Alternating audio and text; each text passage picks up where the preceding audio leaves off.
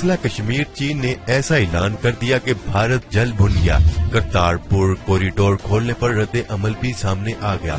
आज की अहम खबर से आगाह करते चले, करतारपुर कॉरिडोर को खोलने पर इत्मीनान का इजहार करते हुए चीन ने भारत और पाकिस्तान के माबैन मसला कश्मीर पर अपनी सालसी की पेशकश को दोहराया और कहा है कि मसला कश्मीर के हवाले से चीन की पॉलिसी तब्दील नहीं होगी और चीन खित्ते में अमन के क़याम के लिए मसला कश्मीर की वकालत करता आया है और करता रहेगा। इसलिए हिंदुस्तान और पाकिस्तान के दरमियान सुलह करवाना इनकी खारजा पॉलिसी का एक हिस्सा है। मुल्की खबरसां अदारे के मुताबिक वजीर खारजा यांग ने कहा है कि सिख बिरादरी से वाबस्ता लोगों के लिए कॉरिडोर खोलना एक अच्छा कदम है।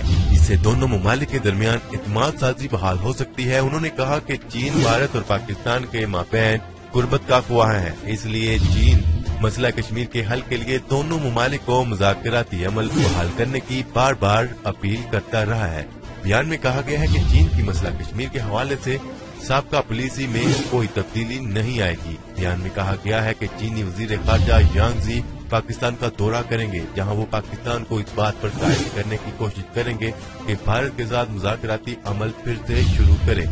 बयान में कहा गया है कि चीनी खित्ते में देर बा अमन का ख्वाह है और इसलिए भारत और पाकिस्तान की हुकूमत को एक मेज पर लाने के लिए चीन किरदार अदा करने के लिए तैयार है, ताकि दीगर मसाइल के साथ साथ तनाज़ाए कश्मीर के हल के लिए भी राहें हमवार हों।